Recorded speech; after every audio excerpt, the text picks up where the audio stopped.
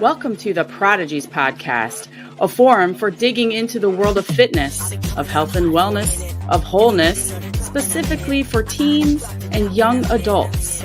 With special attention to the CrossFit athlete, we'll discuss all the things you want to know: training, competition, nutrition, mental health, injuries, hormones, social media, family, relationships, and more.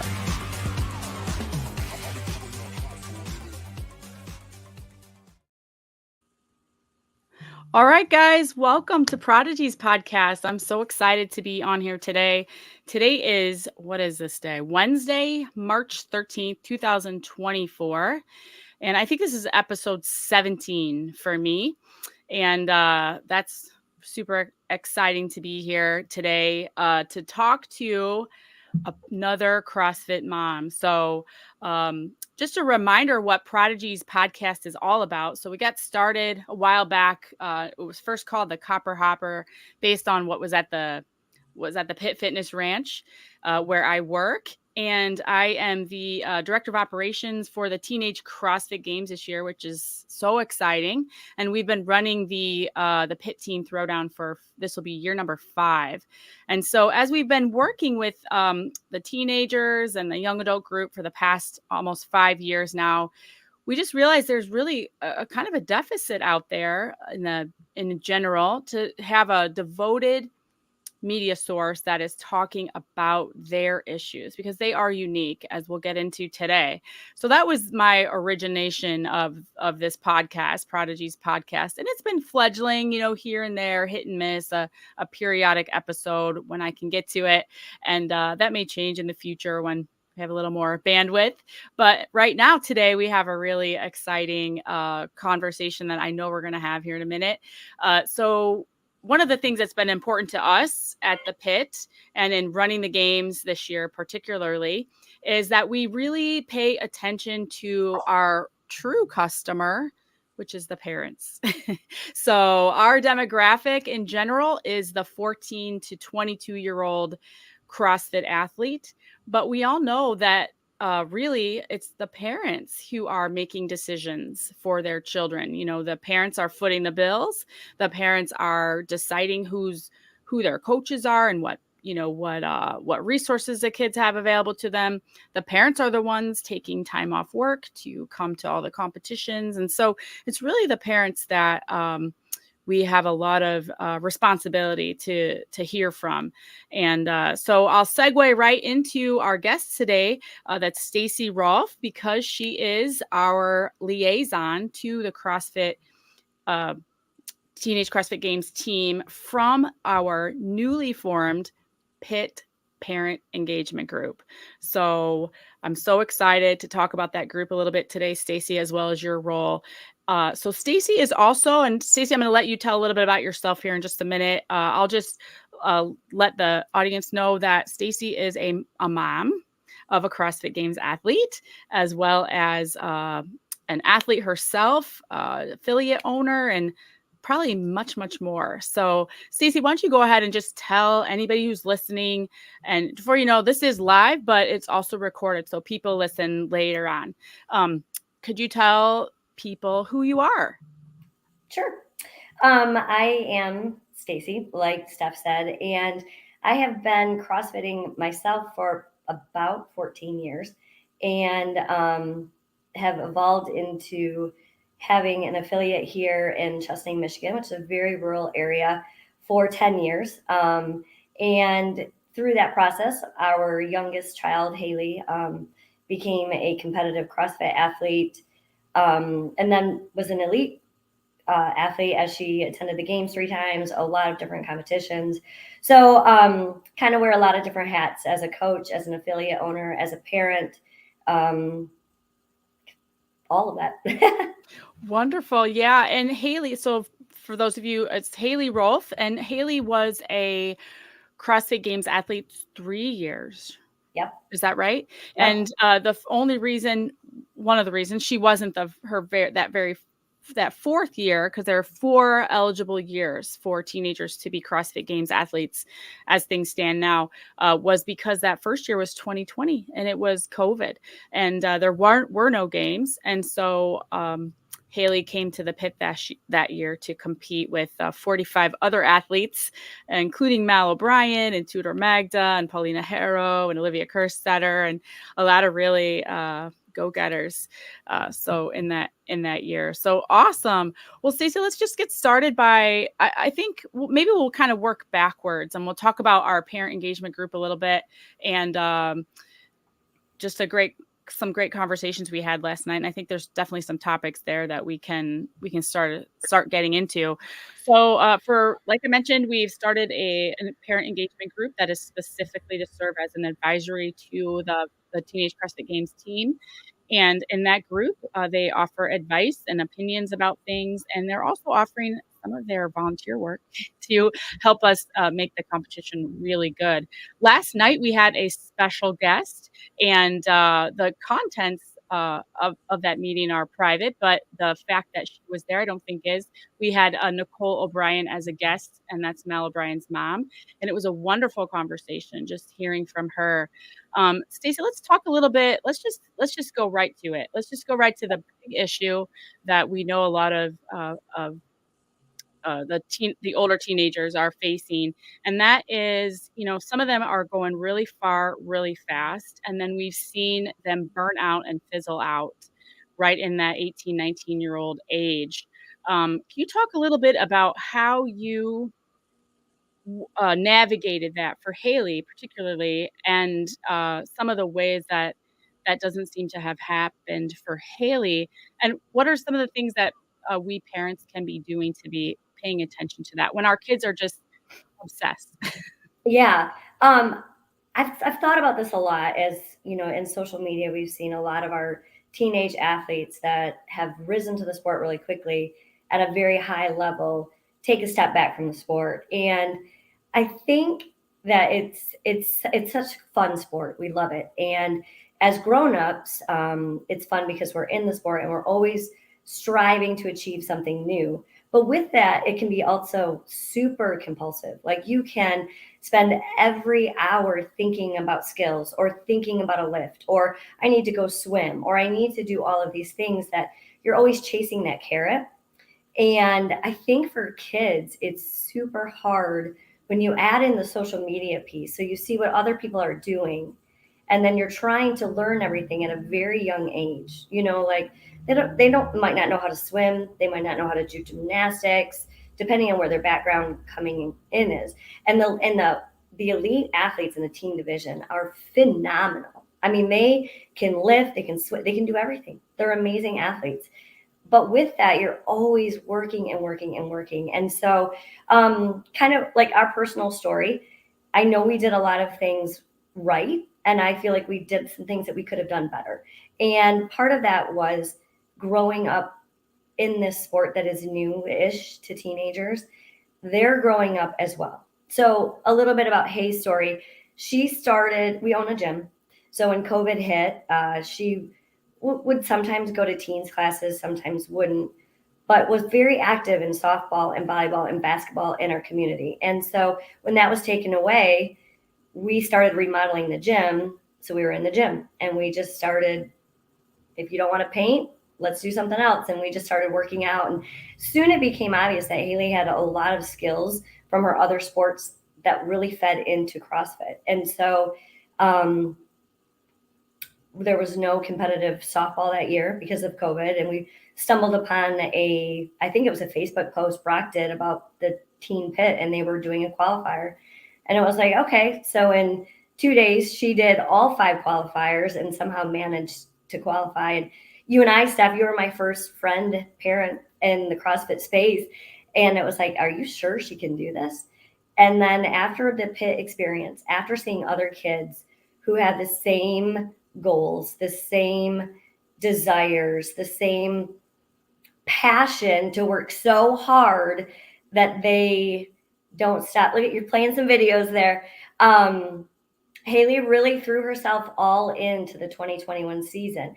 And at that time, it was 20 athletes out of the age groups that qualified for the games. And so it was like, okay, well, let's try it. She was 15.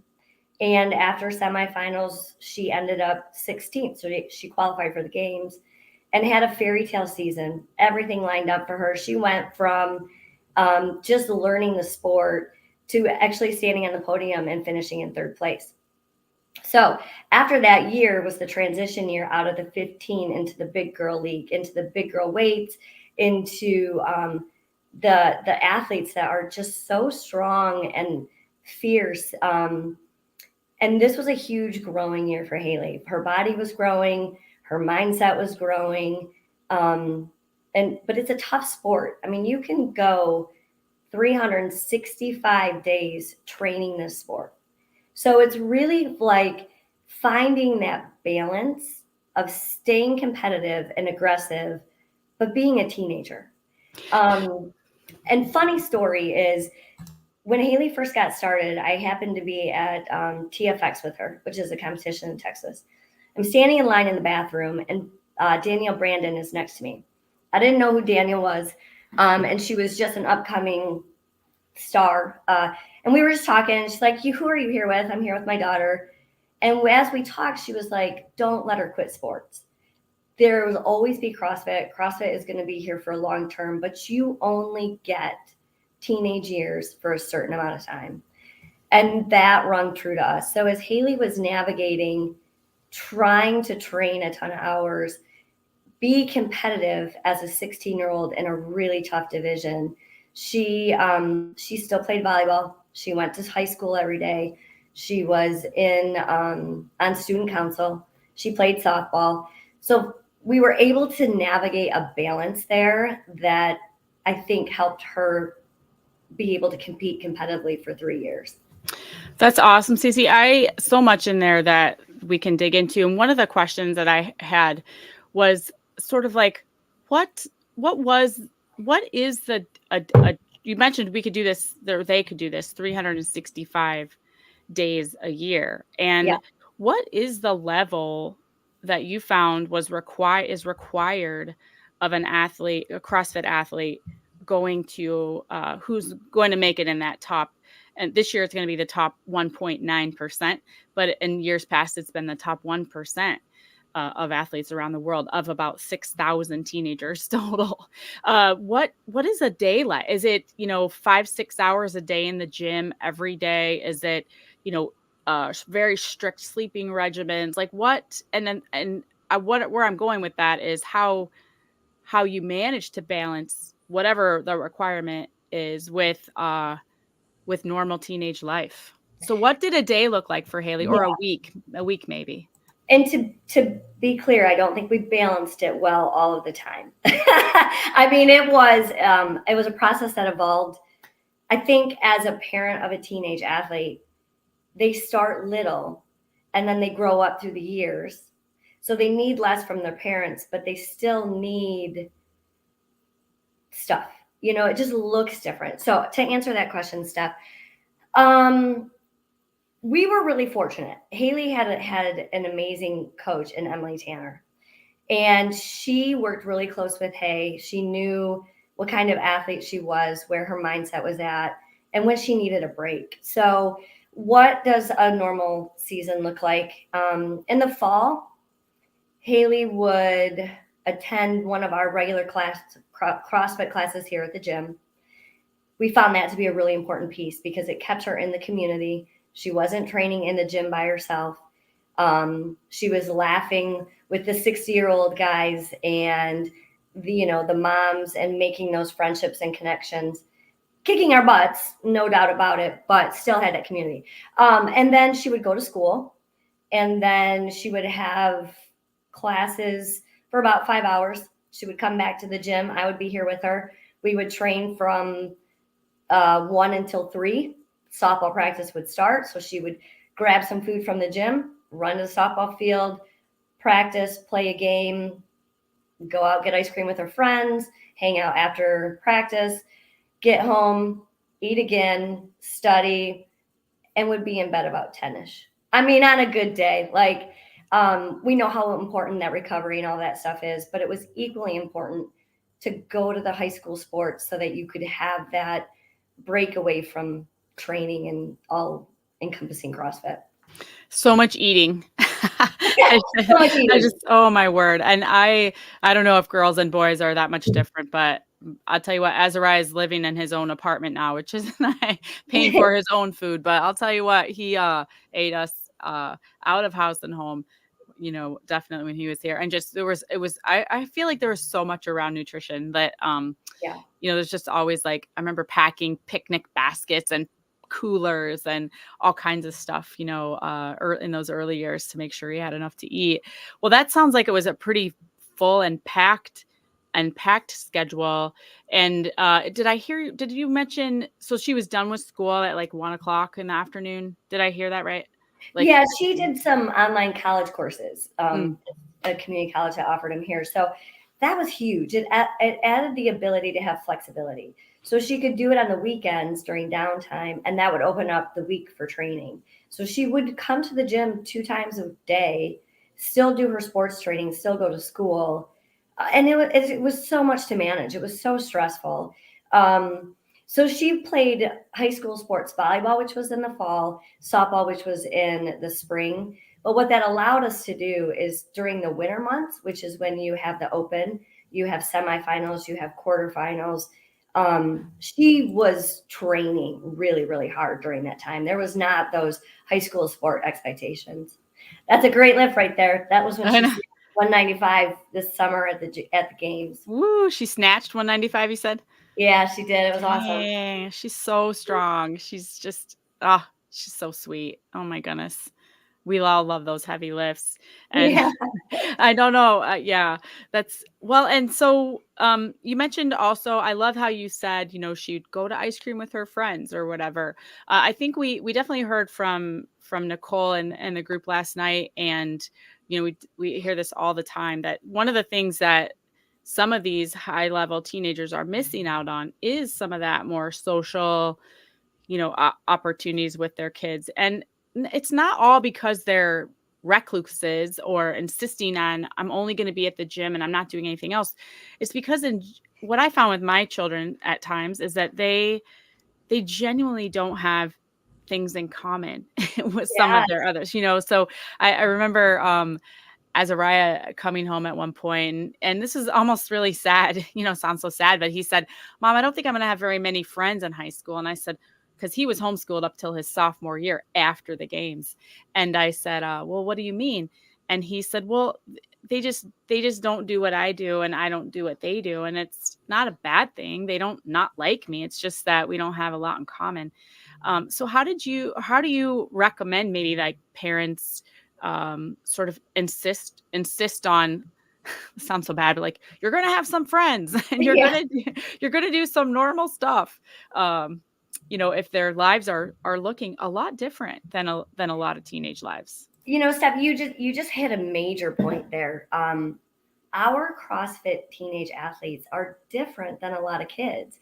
And if they're in a rural area like us, we have 4 teenagers that train that could talk with Hailey about what she was doing.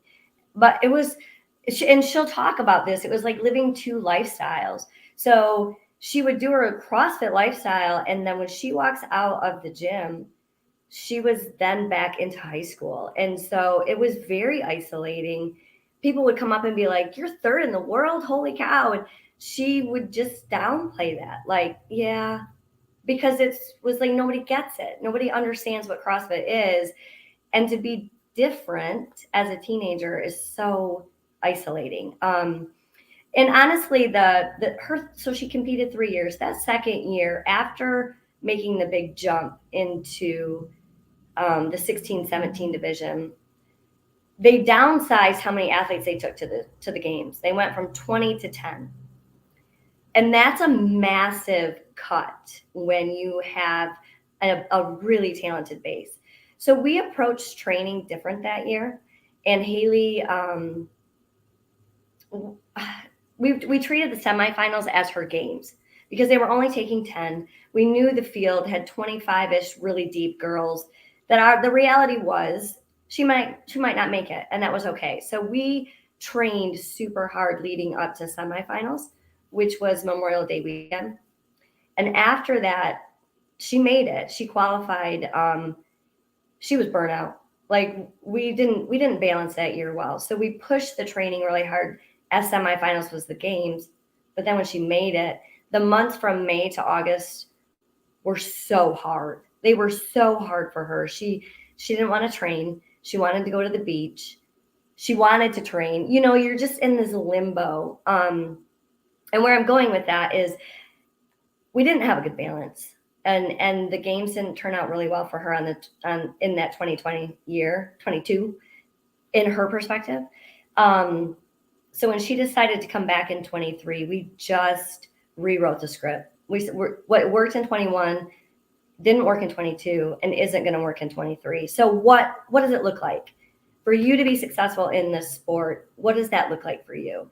And we just picked some pieces, you know, and one of them was, I'm going to go to school. I'm going to go to the Friday night football games.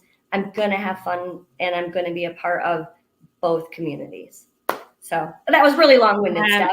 No, that is so wonderful. And I just got a lot of takeaways from what you just said. And you know, again, always hindsight is 2020, but that is some valuable information for any parents listening. If you've got the 14, 15-year-old, you need to right now be doing exactly what Stacy just did and sort of like look at the season. And one of the things that you said that was so crucial is that we'd really like it to be where, you know, the real hardcore competition is that semifinals. And then ideally, by the time you get to the games are then, I won't say merely a celebration. Really, it's really a fun time. And of course, people want to be on the podium and all that. But, you know, it's really sort of, I feel like the way we position it is, you know, if you make it to that, and this year it'll be the top 30, which will be really interesting to kind of have, you know, 3 times as many kids competing. That'll be really fun. I think it'll make it more competitive in a lot of ways, but with the right mix, you know. Can I add to that, Steph? Yeah, go for it. I think that the best thing for this teen division was going to a bigger group of kids.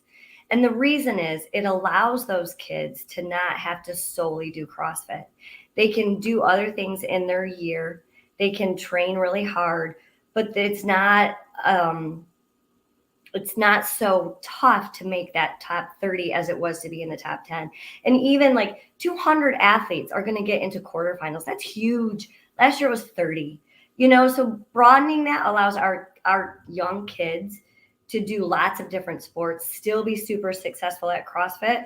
But I think it's really going to help their mental health. It's going to make that super stressful time not as stressful because you have more wiggle room to make mistakes. You have more time to train that doesn't have to be so strict. I think it's the best thing that that could have happened for these teenage athletes.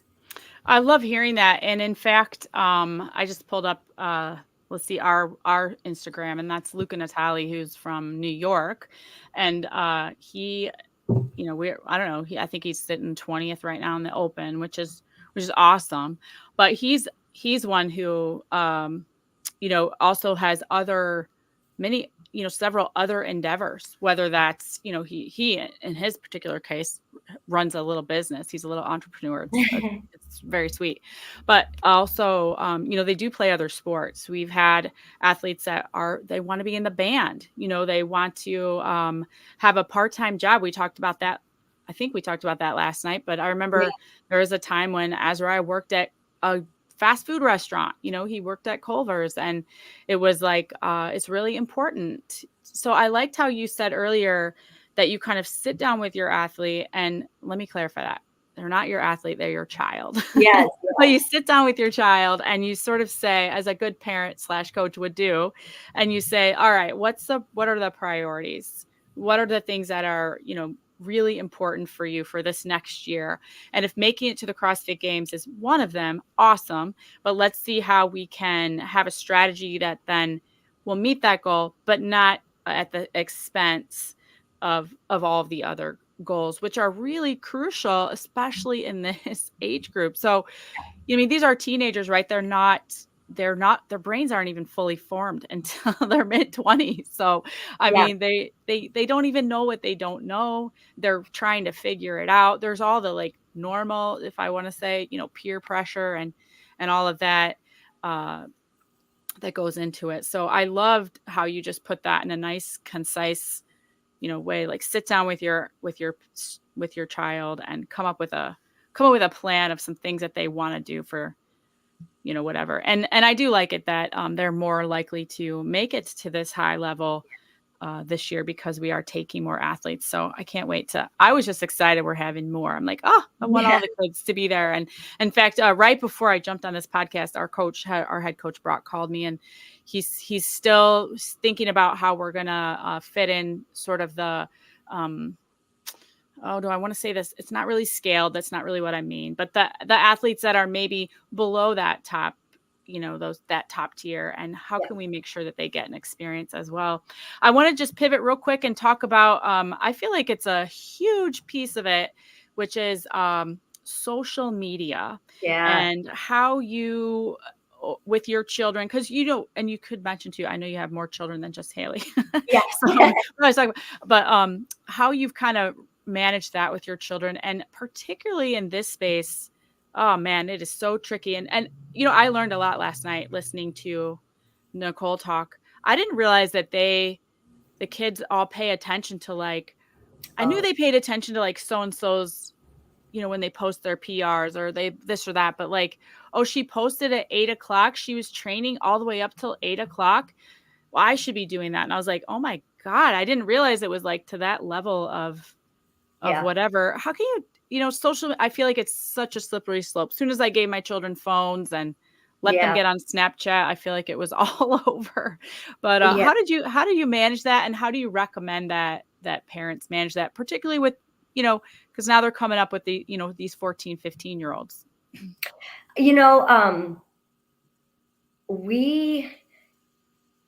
Social media is a great avenue for kids to connect with each other, right? They make these friends and it's a way to stay connected, but it is also, comparison is the thief of joy. It just is. And so, and not only that, as you're posting videos and stuff that you're doing, people feel like it's okay to make comments about your body or make comments about your technique or make comments that are mean to you. And as a young kid, or frankly, as a grown-up, it's so hard to handle and decipher that is just some person you don't even know in the world, that it's not a personal attack. So honestly, Hailey was really aware of this. You can, if you've been on social media a lot, you can sometimes start to feel those yucky feelings of, oh man, so-and-so's doing this, I need to do this. And so we did a couple of things. One, I took over her social media account when she was younger.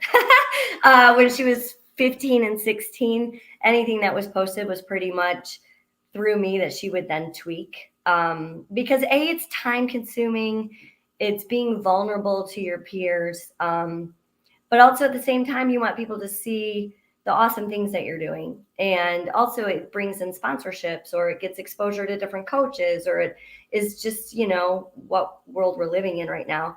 And as she got closer in competition season, usually about quarterfinals and definitely semifinals, she deleted the apps from her phone so that it wasn't there. I can't just go flip. I can't just look and see what my competitors are doing. Because, we all put the good stuff. We put the big snatches. We put the big string of muscle ups. We don't put the fail after the fail after the fail.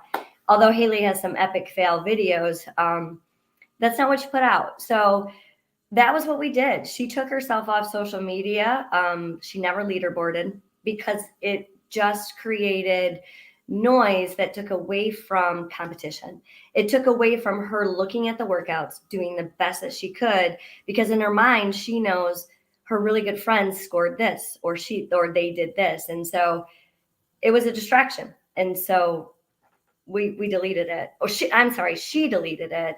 And then I ran it until about year 17. Mm-hmm. Her last year, she was more present as herself on social media. I don't know if that was right. That was just what we did. Man, that's super powerful. And I know sometimes as parents, at least I struggle with like, Oh, I don't know. Like, I'll tell them, "Get off your phone, get off your phone, get off your phone." And I'm not necessarily my daughter's not a CrossFit Games athlete, but she's the one who I'm always like, "Get off your phone, get off your phone." And then, but you try to if I try to take it away, I feel terrible, like, "Oh, she's missing out." And I'm like, I don't know that that's true." And I definitely think with that elite athlete, that's really wise. And I know my son Azariah has actually taken his he would do the same thing, take his apps down for a while because he's like, "Mom, it's just too distracting." And I Yeah. remember Rich Froning, like several years ago, I listened to an interview with him and he said he never looks at the leaderboard when he was competitive in that individual division. He would just do the workouts and do his best and always ended up on the top. So Yeah. that was great. And I know, yeah, I will say I do appreciate that you pointed out that this social media has been a powerful opportunity for them to connect because they train so often in isolation, and you'll Yeah. have like just like Haley's a great example. One really good a CrossFit athlete in the middle of a small town in Michigan, and doesn't have anybody to connect with, and they all have made friends and they have chat groups and things like that. And they're really funny. I don't know if they still do this, but I do remember during semifinals or quarterfinals for sure, they have these chat groups and they wouldn't tell each other their scores or like, and nobody posted the leaderboard until right at the very end of Yeah. the deadline. Yeah. And then they also, we had a couple times where the boys were saying scores that they didn't get in order to throw the other one off. Oh, And I was like, I remember telling Azariah, I think I took away Snapchat one time because I was like, I'm not having it. I'm just not yeah. having this. He was 15, but um, anyhow, it was just kind of funny, some of the little wranglings behind the scenes. But they have been able to make, I would say, lifelong friends through social media. So it's one Yeah. good thing for sure. Well, and I think Steph, the pit is such an awesome experience for our kids because so they see each other on social media, then they get to go there and meet them. So Haley's met girls in 2020 when she went there that she has been friends with for the entire 4 years. They competed on a team at Wadapalooza together. They see each other at the big competitions, and those are her people. Those are the people that she met when she was 15, that still do the things that she loves, that still have the guys saying, "What do you bench?" They can relate to that because they're all walking the same walk. Yeah, I've done evaluations now 4 years and really poured over every single comment and every single statistic of what people like and didn't like. And the kids, I mean, hands down, they say their favorite part is getting to be with their friends. And I love that piece of it. And I'm excited this year to kind of see how that goes because we will have more international athletes. Yeah. I imagine, and we have kind of a challenging job before us, Stacy, as part of the team leads, to maintain that pit friendly feeling, Yeah. but also it is the international championship and Yeah. keeping that level of professionalism up there. And so there's a little bit, I think I use a phrase a lot and when I'm writing and I'll say that you are your competitor friends. So it's kind of fun to me how they can compete right next to each other, neck and neck, and they're trying to beat each other. No, hands down, they're trying to Yeah. win. But then they'll come right off the floor and hang out in the recovery areas, sharing gummy bears and whatever else.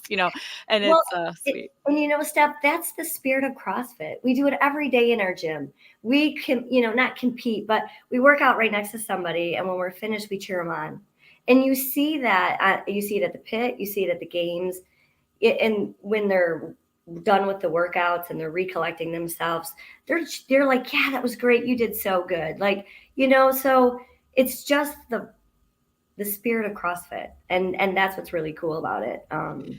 Yeah, and I love they're getting that when they're 15 years old. Yeah. And to take that into life, to take that, one of the things we did this year is we immediately hired an athlete development coordinator to work with all the teens as far as, mentorship opportunities and all kinds of stuff because we want them to be getting a lot more than just a great competition. We Yeah. want them to really cultivate that spirit of CrossFit as we know it, as we know and love it, right? Because Yeah. one of the things I loved last year about our camps, we do have a camp coming up June 6th through 9th for anybody who's interested. We still have a few spots left for teens 14 to 19. But at the camp last year, when I did evaluation after that, the class they loved the most, and we had weightlifting workshops and gymnastics workshops. We had all kinds of stuff. And the things that they loved the most was the 60 plus class that they did with our 60 plus class. Yeah. The kids absolutely loved that. And it was just, I thought that was so sweet. And I loved how you mentioned that about Hailey working out in the community. I know that our head coach, Brock, for any athletes he programs that right in. He says, you must do the community workout. And he even will go so far as to say, choose a different, because Mondays are always partner days. So he's like, choose a different partner every week, so that you're immersed in the community. Stacey, I got 2 more questions. I think we can kind of start moving that way. One would be, I forgot number 1. But the second one would be, this is happening. I'm 52, menopausal, but one of them for sure is I would love to hear, just based on your vast knowledge and experience and perspective, where you think the future of CrossFit specifically is headed for these young athletes. So that'd be question number 1, and I'll think of question number 2 in a minute. Okay. Where is it headed? Oh man, the sky's the limit. These kids, CrossFit, I think, is gaining more exposure every single year, and the kids are coming in at a younger age, and the things that they can do now are unbelievable. So their future is super bright. And I think knowing the long game, knowing that it's not just a short season of their life, but it can be till they're 65, 66, allows them to be fluid in the sport, to come in and out, to do different things, to be individuals, to be a team. Like you and I, our kids, Z had walked away from the sport for a while. Hailey walked away from the sport 6 months ago. She just got back into it 2 months ago. They're on a team with 40-year-olds making a run for the games, and the 40-year-olds are amazing athletes that are kicking their butts. So, it's an exciting time for teens. They're getting so much exposure, and they're getting really great opportunities. The pit is an awesome opportunity, and now having the games at the pit is even more special because it is just them. There's no other people that are going to be, there's no Rich Froning walking by. There's no, it is just about them. And that's an incredible experience. What do you think about the sort of that collegiate age? So the age that both of our children are in, our CrossFit Games athletes' children. We are adding this year, we do have that collegiate division again, and we've kept it kind of small. It's just going to be 60 athletes. So 30 men, 30 women. The only requirement, you don't have to be a college student. You just have to be 18 to 22. And we're kind of leaving it kind of loose like that just now. And I'm focusing a lot on, in fact, I was reaching out to recruiters recently to have them come to the event and maybe set up tables and things like that. But what do you think about that as a division in and of itself? Like, do you think that would fly? And do you think, well, I don't know if it's sort of a related question or not, but do you think a 19-year-old should be up there with the big guys if they make it? I think, I think if they're good enough, they should be able to compete with the best in the world. But I think that there's also a place where we know the boys have a year or two when they're turning 18, that their bodies are catching up, their engines are catching up, just their ability to be competitive takes them to whatever Tudor is now, or Dalen, like 22, 25, something like that. The women, for whatever reason, seem to be able to break that cusp. I mean, there's like 5 girls that have been able to, at a young age, at 17, 18, 19, compete at that level. But, there are a lot of sports. Look at gymnastics. Those girls are very young competing at a super high level. I think if they're good enough and they qualify and they want to do it, then I think absolutely. But I love the idea of having that division for those college kids that are, if you're going to college, you can't be training 8 hours a day. That they still have a home or an area that they can stay competitive while they're still aging up, if that makes sense. Yeah, and a place I like that too. Obviously, I like that too, but that where it's just them. And the way we've kind of built it this year is that there will be online qualifiers for that collegiate division. So it's just everyone has to have a CrossFit ID because it's a licensed event for sure. And we've said, hey, make sure you're doing the open. Of course. After that, we're not basing any of that collegiate division on their standings or if they made it to quarters, if they made it to semis. I would assume most of them are going to make it to quarterfinals.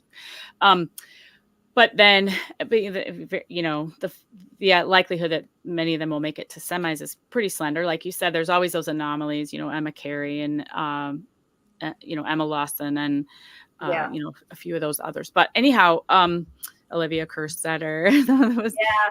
But then what we did is we kind of set it up so that, and we talked a lot about this, and we don't know, it's either going to be a wildly successful or a big failure or maybe a little bit of both, but we'll see. It's a 6-week online qualifier, but it's meant to be kind of like a summer league.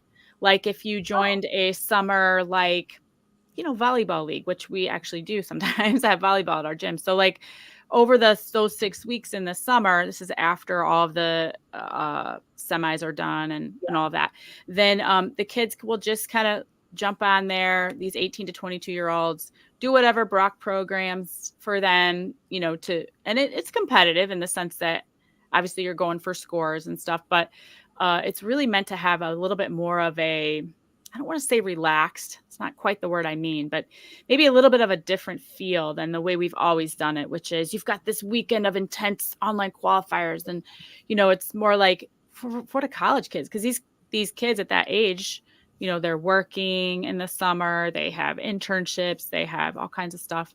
So we wanted it to be sort of like that. And then to pull from anyone who signs up for that, 60 athletes that want to then come and throw down. That's a neat way of doing it. Yeah, I'm kind of excited to see how it goes if it takes some shape. And then I guess I did remember my last question. It was really just pretty simple. If you had to come up with maybe 3 pieces of advice, do this, parents do this, talking to the CrossFit we still have a landline. That's my landline. That's hilarious. The CrossFit teen parent, and maybe they're just getting started. What would be your top 3 pieces of advice, your top 3 pointers and tips for them? Woo! Top 3 pieces of advice. 1, talk about things other than CrossFit. Do things outside that have that's nothing related to CrossFit, whether it's go shopping. It's just having that freedom to not always be focused on chasing a leaderboard, chasing a score, keeping it lighthearted and fun. If it's not fun, then you've got to change it. 3 things. What's the other one I was just thinking of? Know your kid. Watch for things that just are triggers. They're teenagers, so you're always going to get mood swings and you're always going to get different attitudes. But when they don't want to go to the gym anymore, when they don't want to cook the food, when they don't want to get off the couch, look for some triggers that as your kid, that's not their normal. Sometimes with Hay, we would just not see her singing through the house, when she's going upstairs, and be like, oh, something is not right. Look for those and be aware, because that, I think, is your first sign that this is no longer fun for them and this is becoming really hard and mentally challenging. And then the third thing is, don't be afraid to change. Don't be afraid to go out and say, you know what, mom doesn't need to help you with nutrition anymore. We're going to find a third party that's going to come in and be able to work with you. Mom doesn't need to be looking at your programming every day. You've got a coach. You guys talk to it. But then also, if this isn't working, pivot, because if you're not happy, you're not going to do well in the sport. This is a hard sport. It is so hard physically, mentally, socially, that if it's not fun, take a step back. You're young. Take a step back. Take a couple months off. Wait till you really want to come back. And mom and dad, we need to be okay with that. Like, we can't want this more for them than they want it for themselves. And even though we see potential, Steph, you and I talked about it one day in I think it was, we were in an office somewhere, that even though we see that they could be number one in the world and amazing, if they don't want it, we have to step back from that. We have to let them find out that they want it. Yeah, true. That was so helpful. And true confessions, you know, in my own background, I think that's one area where I would say I made a mistake. I mean, I learned from it, but I realized that there was a point where, as I kind of, he was finished third in the open, and so he put a lot of energy into that. And I, you know, looking back, it was like, what were we thinking? You know, we just didn't know what we didn't know. And it was so exciting, right? So he finished third. And then I think he almost like burned himself out. And then by the time he got, and this was the year that they took 10, and he made it to the games, but it was a struggle you know, to kind of like, you know, he performed for sure. And then that summer was probably, if I look back over our life together as mother and son, it was probably our hardest summer, which is sort of ironic, right? Because it was this great accomplishment. And but it was hard. It was a hard summer. And I think it did get to the point where I was checking in with him and saying things like, why aren't you training right now? Why are you, you know, sitting on your phone looking at Instagram? You're supposed to be, where's your coach? Like, what's happening? You know? And so I was being really pushy about it. And looking back, that's exactly what happened. It was like, I got to the point where I won't say I wanted it more, but to some degree that had happened. And then, you know, so we kind of worked through all of that. And then in the next couple of years, just realizing that my job as a parent wasn't to try to get my son to accomplish something. It was to help him discover sort of like who he is and what he wants to do. And now it's okay for him if he wants to say, like you said, you know, I'm going to take a break from competitive CrossFit, you know, and then just for the record, you guys, so as Stacy said, her daughter and my son are training together at least once a week. And I know they're having a good time doing that. And they're, we'll see where their team, which is Grand Trunk CrossFit out of East Lansing. Is that right? Is that where it is? No, I think it's Wixom area. Oh, okay. That's Michigan, y'all, Michigan. And we'll kind of see how they do.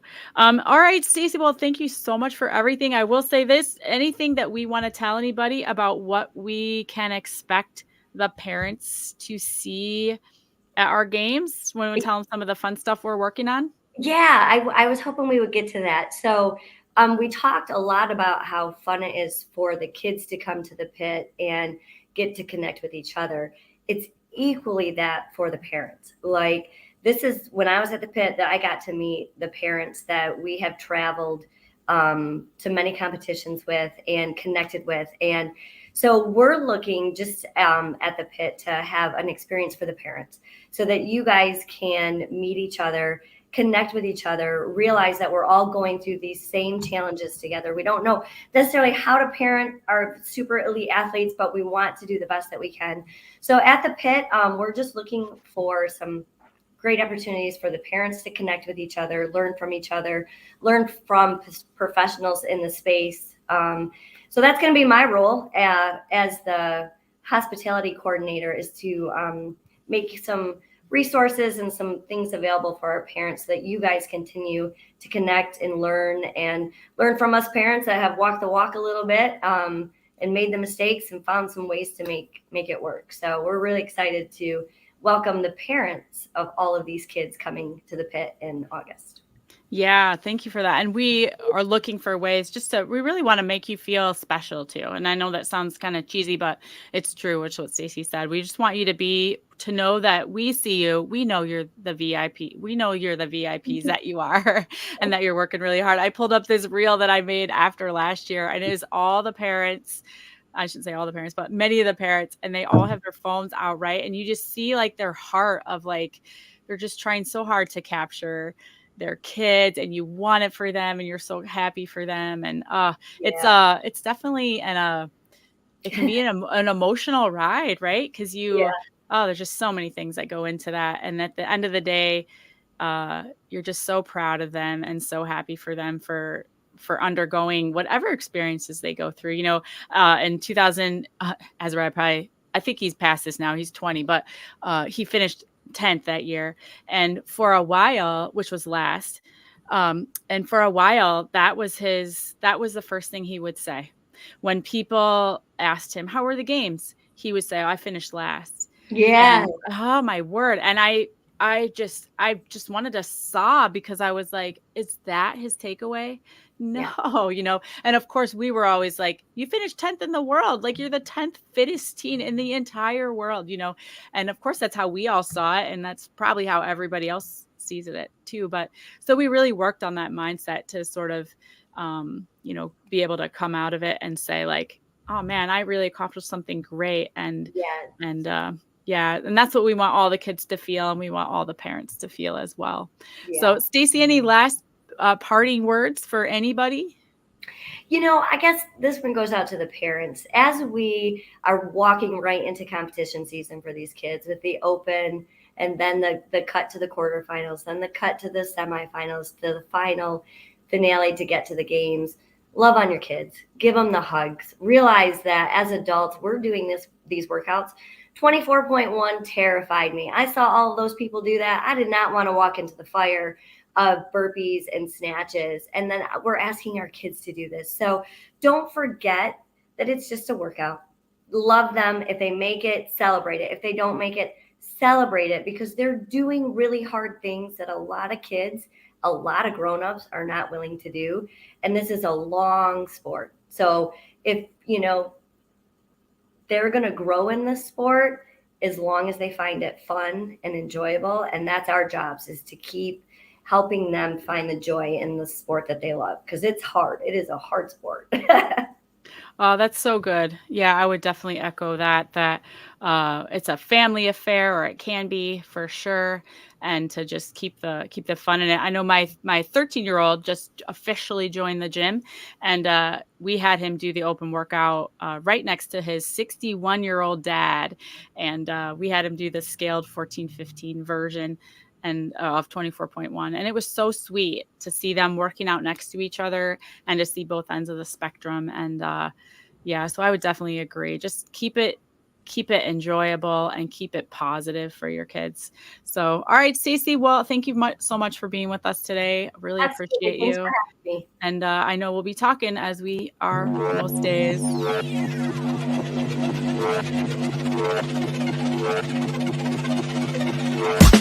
I've been coming up hot for a minute. Everybody know the drop when I'm in it. I drop the